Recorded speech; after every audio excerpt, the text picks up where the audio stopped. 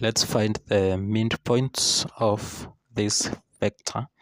So to get the midpoint, we use this formula: x1 plus x2 over 2 plus y1 plus y2 over 2 will give us the is equal to the midpoints.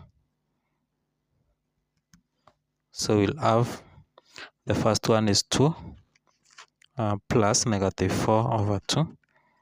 That will give us the first element. We have 3 plus 5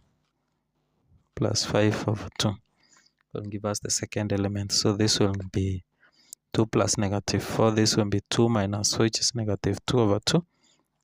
And this one will be 8 over 2. So this will be negative 1, comma 4. So that is our midpoint vector. So you'll have negative 1, 4.